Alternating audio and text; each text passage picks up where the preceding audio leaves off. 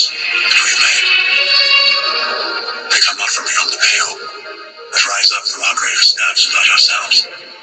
Each ill-considered thing that we have done is a cost that haunts us. If we let it, be back. Good Monday morning, everybody.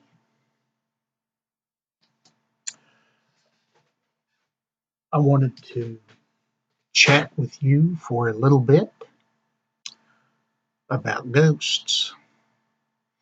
Not the kind that go bump in the night, but a ghost or ghosts in our society. And right now we have two main ghosts. The ghost of the old Confederacy, the ghost of the Jim Crow era. And what I kind of want to talk to you about is just my observations, my opinions on what's going on in our country today.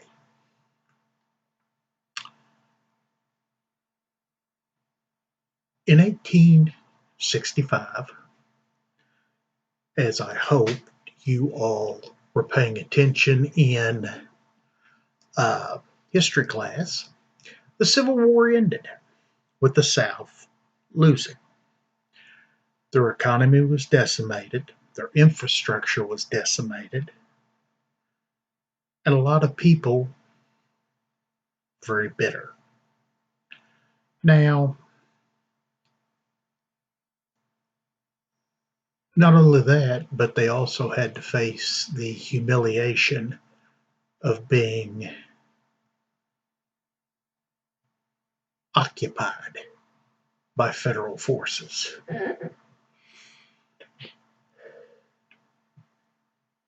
And if that wasn't bad enough, the blacks in the population were, for the first time, allowed to vote and allowed to hold public office. And they took advantage of that. There were several state legislatures in the South that was controlled by blacks. Congressmen were sent to Washington, D.C., as was senators, United States senators, who were also black. This kind of rubbed the white population of the Confederacy raw.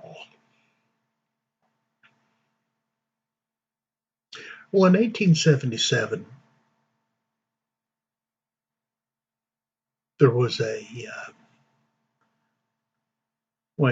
it goes back to the election of 1876 between Rutherford B. Hayes and Samuel J. Tilton. Neither one got a majority of the Electoral College vote. And I'm not going to sit and debate whether or not the Electoral College has outlived its usefulness. That's a debate for another time. But Rutherford B. Hayes agreed with the Southerners that he would effectively end Reconstruction and the occupation of federal forces. So he became president.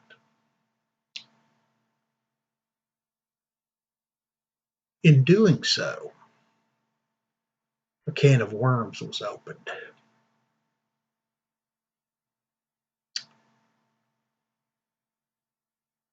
The white folks almost immediately took back the state legislatures, the congressmen, and the U.S. senators. Okay, fair enough. In a democracy, that's what you do. But it was more nefarious than that. They did not want black people to vote. So they instituted a thing, well, several measures. Literacy tests, knowing full well that most blacks uh, could neither read nor write. Poll taxes, which, in my opinion, requiring to get a state ID to vote is a poll tax, but that's an argument for another day. Also, you've heard the phrase being grandfathered in. Well, that goes back to the old Confederacy. The grandfather clause said if your grandfather voted in, I think, 1860 or at the end of the Civil War, something of that nature, um, then you too could vote.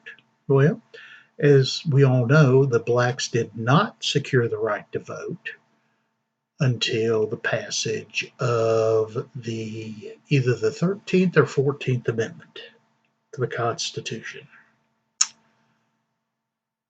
And there we sat. All of a sudden, a huge portion of the population of the South was disenfranchised, much like they're trying to do today. Now you're saying, but Dwayne, we have to cover voter fraud. Fair enough. But, as I said, that's a debate for another day. I'm not going to get into that. Also, during that time, you had the rise of a little organization founded by Confederate General or ex-Confederate General Nathan Bedford Forrest. And he based this group's name from the Greek word kyklos, which meant circle in the ancient Greek. We know it today as the Knights of the Invisible Empire, Order of the Ku Klux Klan. Its mission was to instill fear, intimidate, and coerce black people into knowing their place in the social order of things. So we have that. And I'm sad to say, or I'm sad to report, that the Klan is still active. Not as active as it used to be, but still active. I am reminded of a news story that I recently read from my hometown newspaper, the Ashland Daily Independent of Ashland, Kentucky. And it reported that a mixed couple, racially mixed couple, I should say, received on their doorstep a newspaper. That newspaper was the Klan's newspaper. And if you haven't been paying attention lately, with the advent of Donald Trump and his election to the presidency, white supremacist groups such as the American Nazi Party and the Ku Klux Klan have seen an uptick in their membership. Just when you think we had gotten past that, we didn't. In fact, we reverted back to our old ways.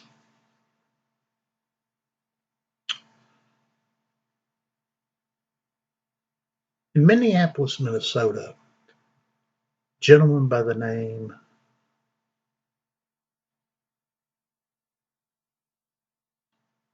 of George, and I can't recall the last name, please forgive my uh, short-term memory. It is kind of fried. George Floyd. George Floyd, just took me a minute. But George Floyd, the police were called on him, as you know the story, for trying to pass what the grocery store clerk thought was a counterfeit $20 bill. Police show up, four of them, four police officers to subdue one man. And the video shows that he wasn't resisting. He was actually quite cooperative. But from the time that he was placed in handcuffs,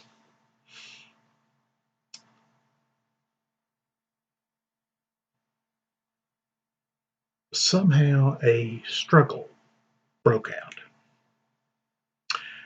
And Mr. Floyd ended up on the ground.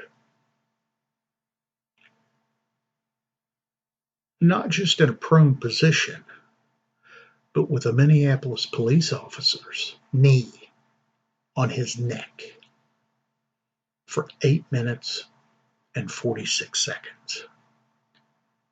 Now, we're going to do a thought experiment right now.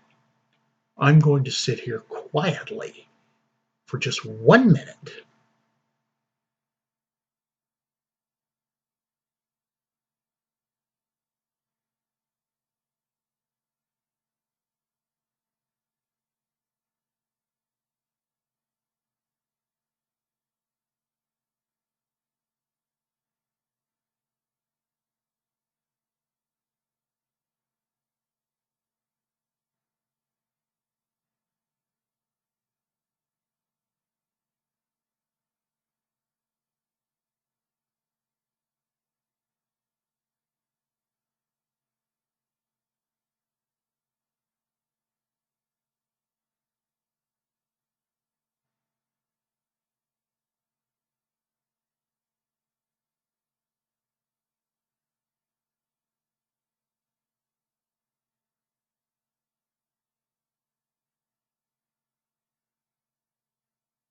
Okay, that was just one solitary minute of silence.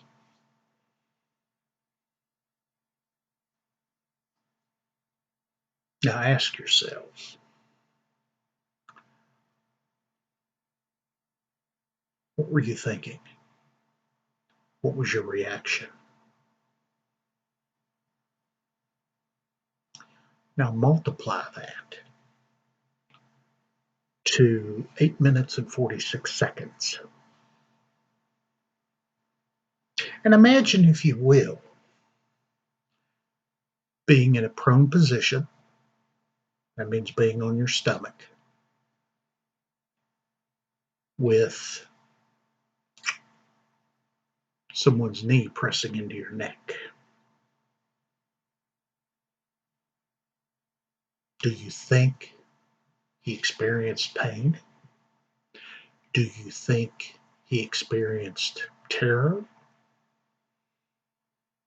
Do you think that he might have had a million thoughts running through his head? I believe so. I can't get into his head, but I would venture to guess that's what he was feeling and thinking about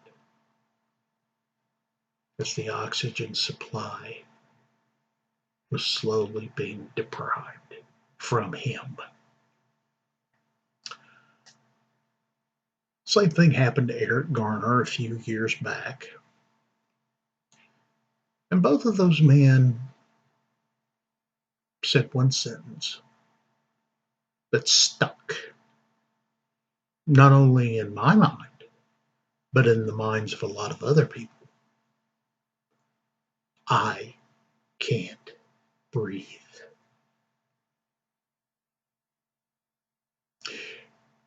These were deliberate.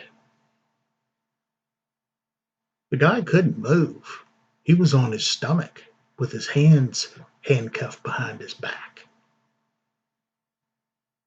He was no threat to anyone, to himself or anyone else in the vicinity.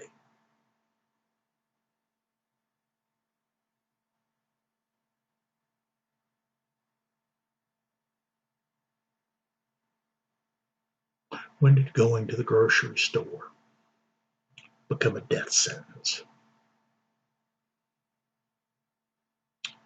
Trayvon Martin, many years ago, shot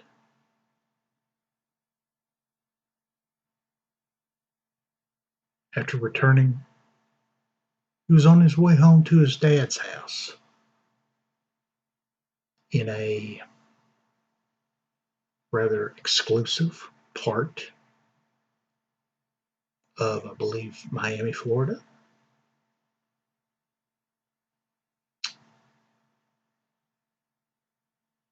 So, and he just came from a convenience store after purchasing, I believe, a Mountain Dew and some Slim Jims, maybe some other candies or treats, things that teenagers buy. When did returning home from a convenience store become a death sentence? What about the young man, and the name escapes me, that was playing on a playground in Ohio? I believe it was up north, Cleveland, one of those places. And he was playing with a toy gun. And it was clearly delineated that it was a toy. It had the red thing on the barrel. Anybody but anybody, or I should say anybody with half a brain, could have noticed that it was a toy. Two police officers got out, shot him dead at the age of 12. Since when did playing in the park become a death sentence?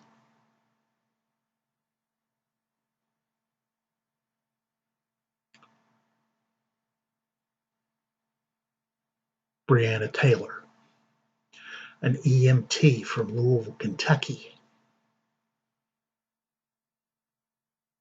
had just been sleeping in her own bed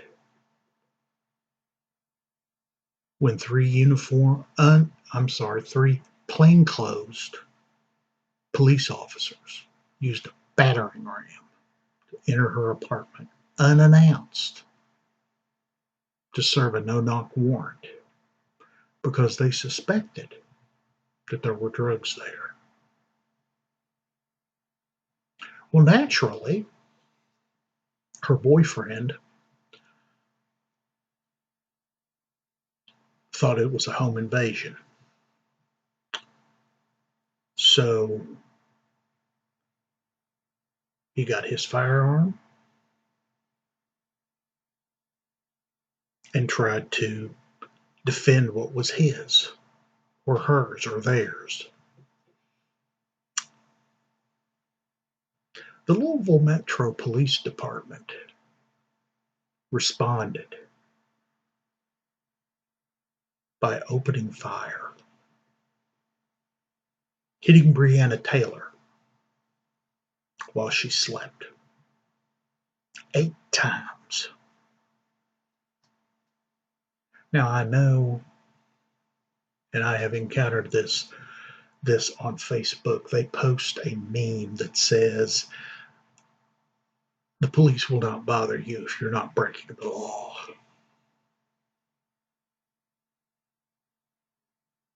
I always respond back that Breonna Taylor was sleeping.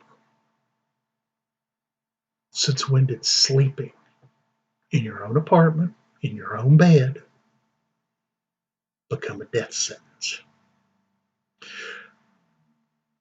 Justice is not applied equally in our country. If you can tell, I'm white. I even took my daughter even bought me one of those ancestry DNA kits. And I will tell you right now, my ancestry, I am whiter than sour cream. I'm 56 years old. I'm middle-aged.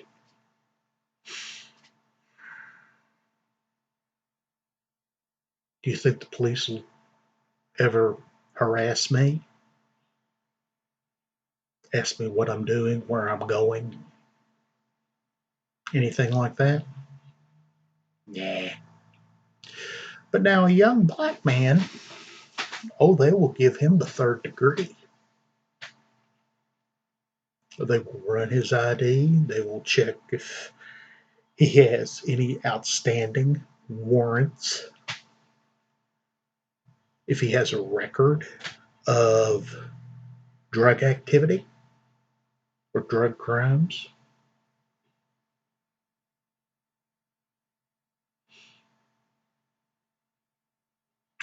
You realize that young black men not only stand a bigger chance of being shot by the police, but they also stand a better chance of being arrested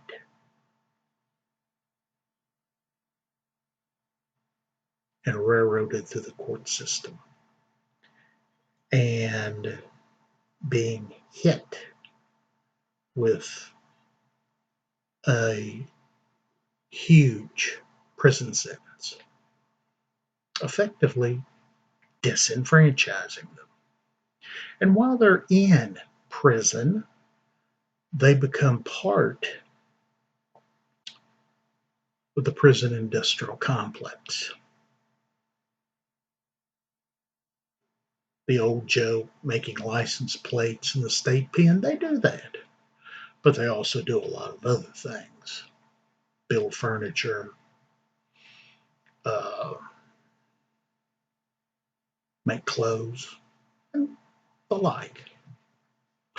I know that because I was deputy warden of a halfway house and got to tour a couple of facilities, both on the state and federal level of incarceration.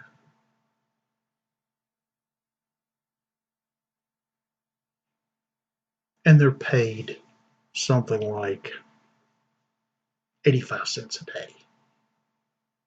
Meh. So it's a form of slavery.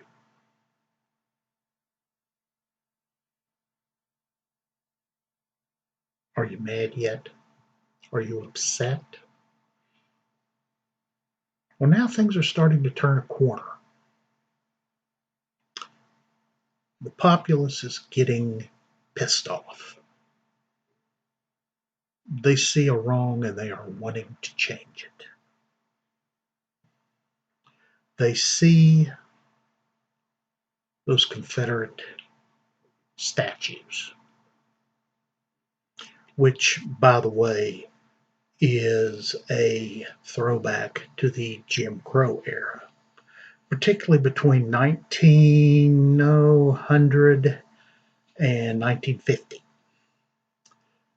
Really built up speed during the 1950s when people were trying to uh, help blacks get civil rights, the right to vote, the right to get a decent education, because it was shown that property values of black houses, black buildings in general, were lower than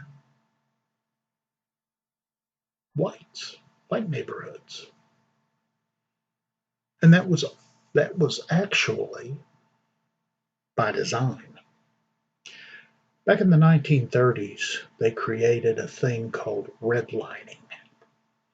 And if you stumble upon an old map from that time period, uh, you will see marked on the calendar or marked on the map a red line, meaning that is not a good place to loan money, bad investment. So they could not escape the inner city. Well, after World War II, as you know, uh, white folks started leaving the city for the suburbs. And the first suburb was a place in New York called Levittown. And Levittown had a clause in all their deeds that a person of color could not live there. Makes you think.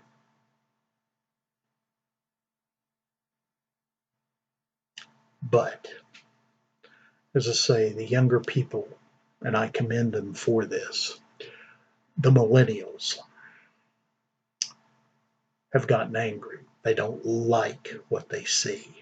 They don't like the world that they are about to inherit. And they want to change it. So they're pulling down statues of Confederate generals, Confederate leaders. Here in Kentucky, we actually removed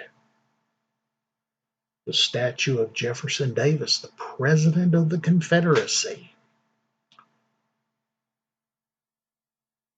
from our state capitol, from our rotunda in the state capitol, because of what it represents. They did not destroy the statue, thankfully. I am against the destruction of history. I believe that history should be preserved, good, bad, or indifferent. And they transported it to Jefferson Davis's birthplace, which is somewhere in western Kentucky. In fact, did you know that Jefferson Davis and Abraham Lincoln were born maybe 100 miles apart? There's your trivia for the day, folks. But anyway, those Confederate statues came to be because the United Daughters of the Confederacy They sponsored it. They built them. They put them up on the courthouse lawn, not to honor Confederate generals, but to provide a subtle yet effective reminder to the black population of just exactly where they stood in relation to the whites in the South.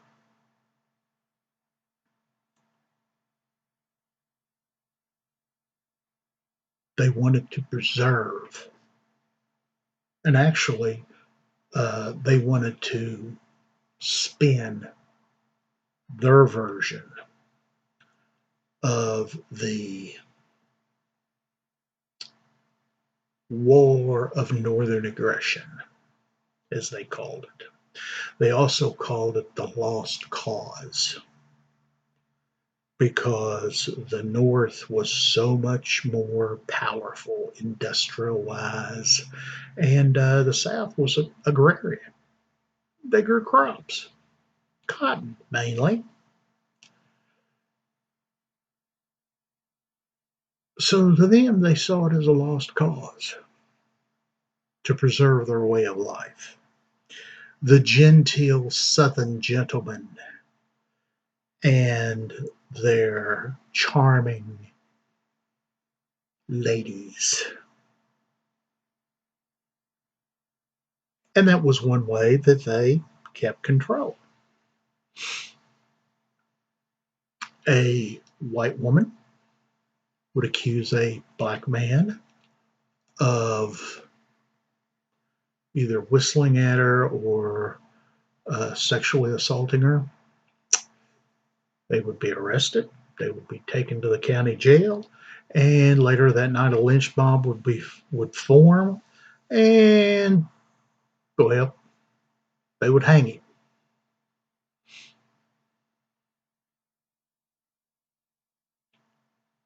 Sometimes they were lucky if they got hung. There's some stories of black men who were burned alive.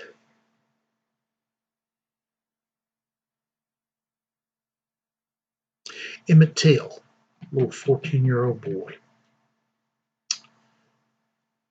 The woman said that he wolf whistled at her.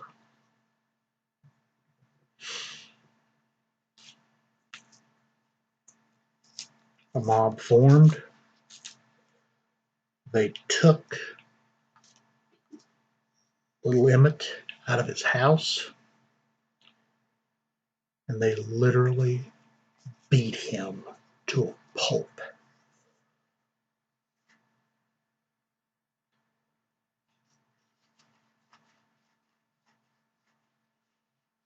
The men were tried.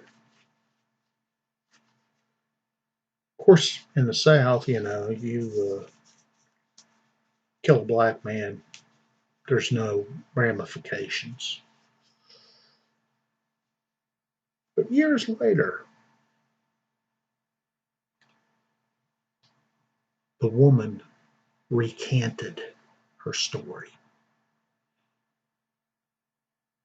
Emmett Till was innocent,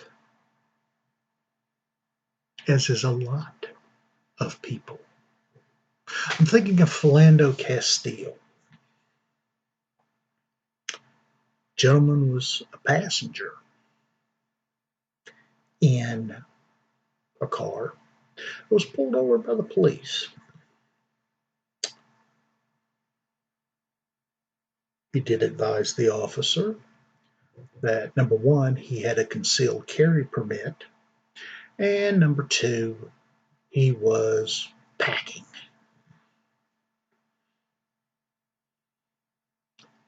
If I would do that, or everybody that I know, well, just about everybody I know who are white, be no problem. In fact, I was once uh, stopped by a Kentucky State Trooper, and I was armed. And I just whipped out my concealed carry permit, gave it to the officer. No problem. But for Mr. Castile, he wound up getting shot to death. He made no aggressive moves. He was merely reaching for his wallet.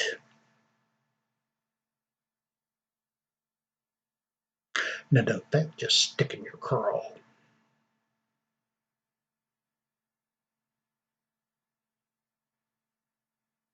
You know, they talk a lot about white privilege, and they're right. So white folk have got it pretty good around here in this country, the land of the free and the home of the brave.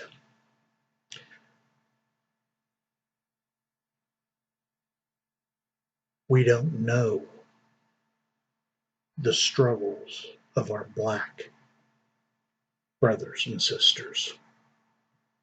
We don't know the struggles of our Hispanic brothers and sisters. We do not know the struggles of our Native American brothers and sisters. We're insulated. I'm reminded when I was a child, teacher in the class. Now, mind you, this is back in the 70s. So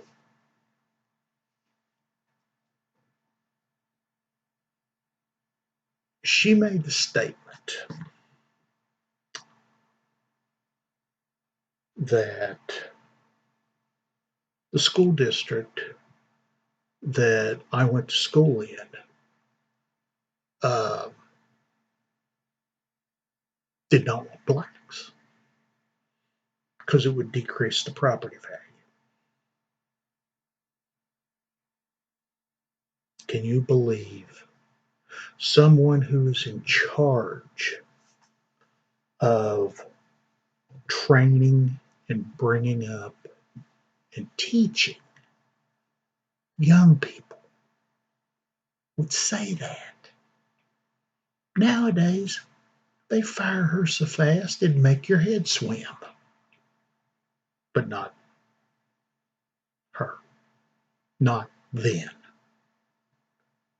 And I really didn't ponder much about it, because everybody I knew was white. I did not experience a black person until I went to college. And I found them to be just as friendly and polite and nice and every wonderful adjective you can think of. There wasn't anything that I saw that made them any different than me.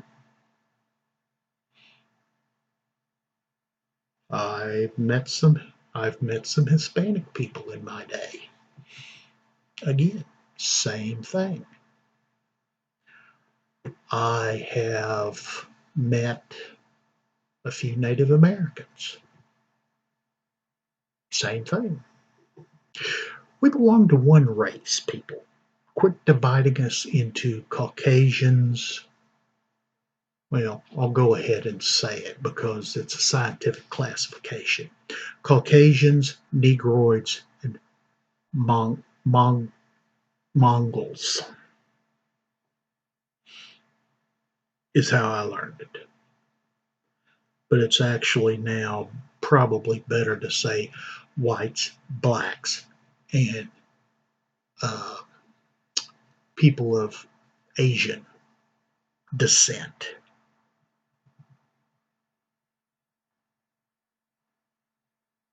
They're just like me, just like you. They get up in the morning, brush your teeth, take a shower, get dressed for work, go to work, work hard, probably come home dog tired. They have kids that they want to they want to uh, grow up to have a better life than they did.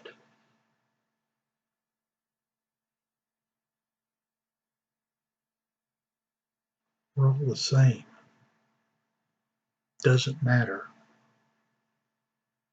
what color our skin is. I cannot change my. Doorknob. Hmm. He's clanging doorknob. Okay.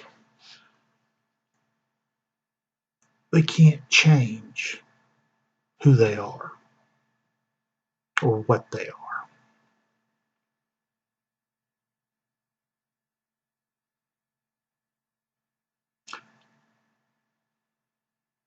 I can't change the fact that I'm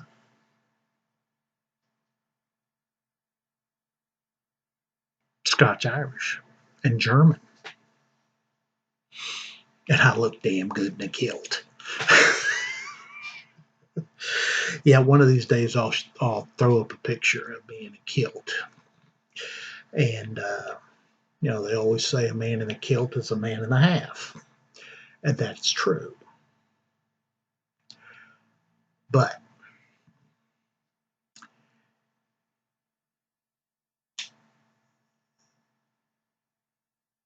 the millennials, my children, my daughter and my son, their generation, this year, 2020, this year's presidential election, they have the opportunity to determine who the next president is, who their next congressman is, who their next U.S. senator is, who their next legislator is. Because now, for the first time in history, millennials outnumber baby boomers. And I am a baby boomer. I was born in April 1964. So that puts me right at the tail end of the baby boomers. Have I seen a lot? Yeah. Some good, some not so good. And after you watch this video, I do want you to think, and think hard. What can you do to improve race relations in the United States? And it doesn't take a monumental effort. All it takes is reaching out to one person and talking to them and getting their view of the world, how they see the world through their eyes. African Americans, Native Americans, Hispanic Americans, they all see the world far differently than I do, or as white folk. So, thank you for bearing with me during our little discussion. I would like to remind everybody that I do have a podcast, and it's available on all platforms except iPhone, Apple Podcasts. It's not there yet. It takes a little time for it to be approved, but that is available for your consumption. I also have a new book that is on Amazon. It is called The Fields That I Once Walked. You can put that in and it'll pull that up. And not trying to sound like a snake oil salesman, but I think it's a pretty good book. In fact, on Wednesday, I'm going to have an interview with the local newspaper regarding my book. So I hope that comes out well. And I just want to encourage you to think. Think about what I've said. And, if y'all want to write messages to me, cool. Love the feedback. Hit the subscribe button and hit the like button. The more likes I get, the better I like it. And also ring the bell so you can get notified when I post new content. And until the next time, I wish you a good day. I wish you peace and the best. Thank you all for listening.